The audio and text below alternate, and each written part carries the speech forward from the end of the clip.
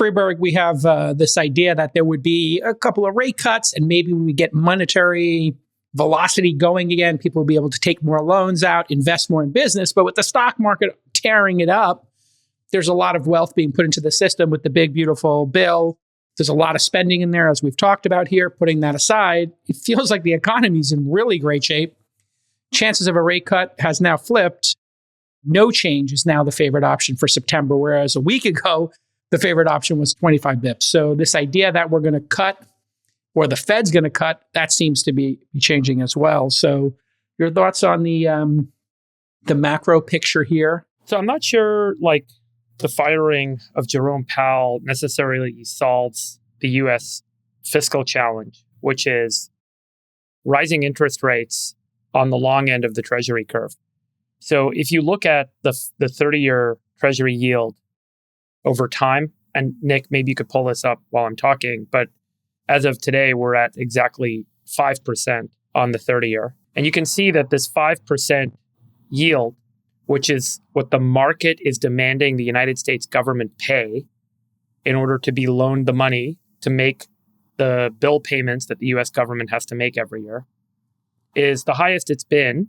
The borrowing cost is the highest it's been since going all the way back to 2007 as of today. And I think this is the real story for the United States. We have $36 trillion of debt. The average interest rate we're paying on that debt today is 3.3%. That's the average of all the treasuries that the federal government has issued, the Treasury Department has issued, to borrow the money that it is using and has used to pay all its bills. And if you look at the 5% number, that's a 1.7% hike. At 3.3%, which is the current average rate we're paying across $36 trillion, we have a run rate interest expense. So just the money we're paying each year on the interest of the outstanding debt is $1.2 trillion a year. And if this spikes up to 5% from 3.3, we're talking about nearly $2 trillion a year in interest expense. And that number is only going to get bigger as we borrow more money each year and the loan balance goes up, the outstanding debt goes up, because we are still running a deficit. The government is spending more than it's making every year. So the crisis that America faces is a more profound fiscal crisis where the rates that we're having to pay are a function of what the market is telling us. The market does not want to loan the United States money over a 30-year period for less than 5% as of today.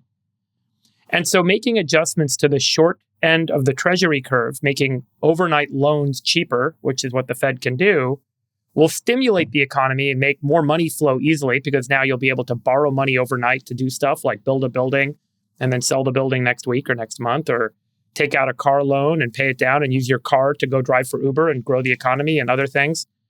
So the theory is that if we can, drive rates down on the short end of the curve, we'll grow the economy such that we'll be able to make those payments on the long end of the curve.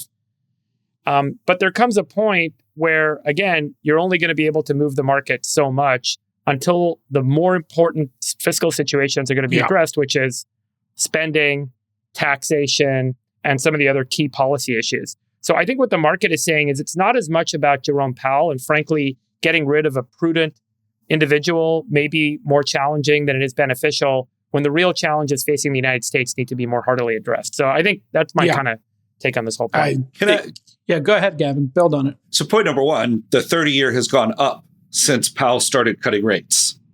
So that is just empirical proof that what David is saying, I think, is right. And second,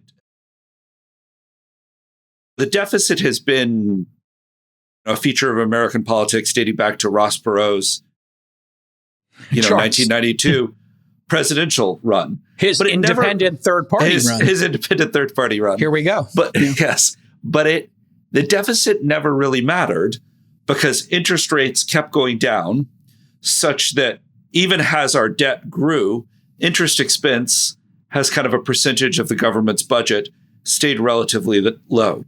Now that rates have gone up and don't seem like they're, going down anytime soon, the deficit does matter, and it really matters.